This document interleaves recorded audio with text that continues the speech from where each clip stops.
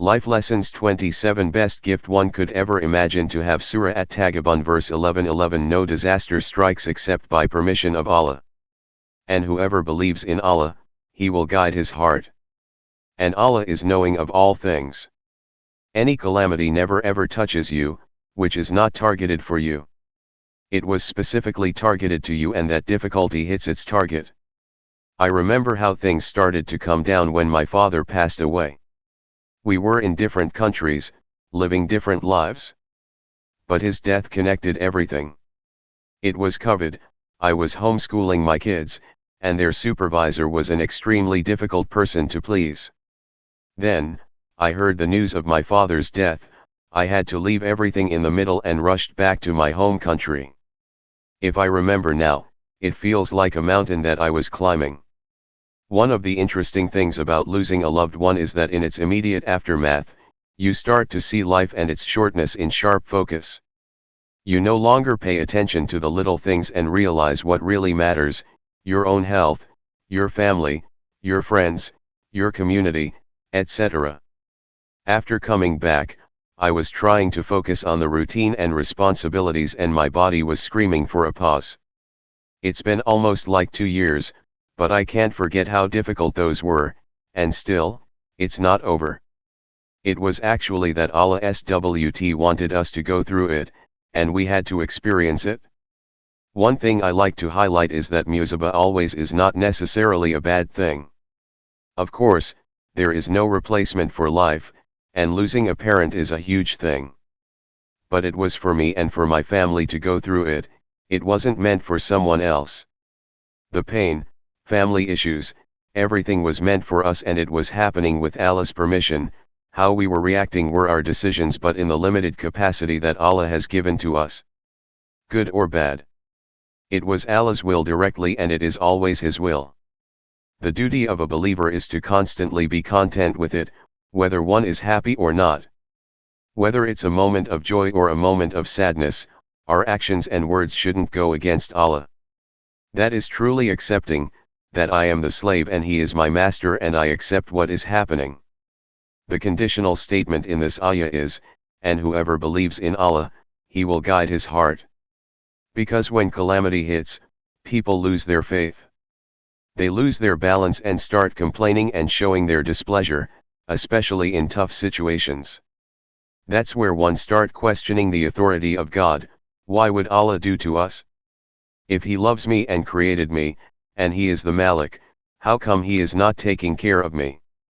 What kind of Ar-Rahman He is who is putting me through this? Why me? When that happens, then remember, my friend, you have no faith. Allah says whoever can maintain their iman during the calamity, He will bless this person with the gift, the guidance to his heart. There is nothing more valuable in this world than Allah guaranteeing the guidance. He is telling us, you go through the hardship, and you maintain and strengthen the iman, then you will give you real iman, real faith inside of your heart, and it won't be something that you just say on your tongue. He will guide His emotions, He will guide His remembrance. Allah will become your guide in everything you do. And look, the guidance is for the qalb. Every beat the heart makes will be full of guidance. It's such an amazing thing. Everything in this world is on one hand and guidance is on the other. See how beautiful it is. The heart is the one that feels pain, sadness, loneliness, aches of loss, isn't it?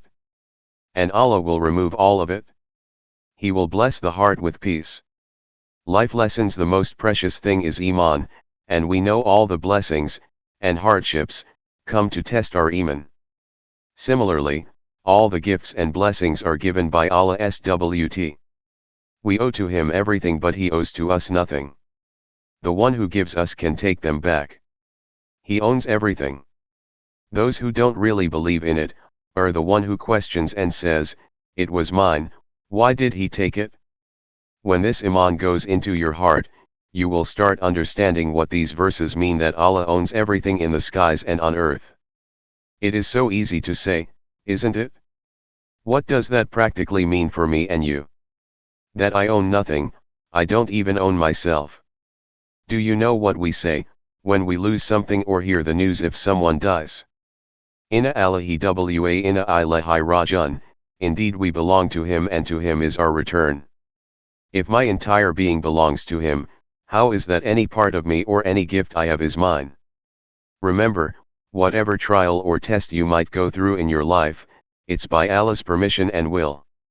So, whenever a trial hits you, cry, but don't curse, or complain. Instead ask Allah to help you straight away, seek His help through prayer and patience, and He will put something in your heart that will guide you through the calamity. He will give you tranquility or strength you didn't know you could have. He indeed knows what you are going through. He has created that situation. He is the one who is testing you. So just talk to Him and ask Him for help and strength.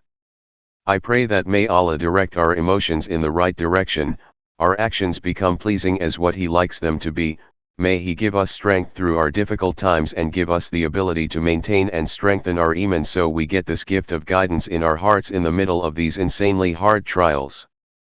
Allahumma Ameen.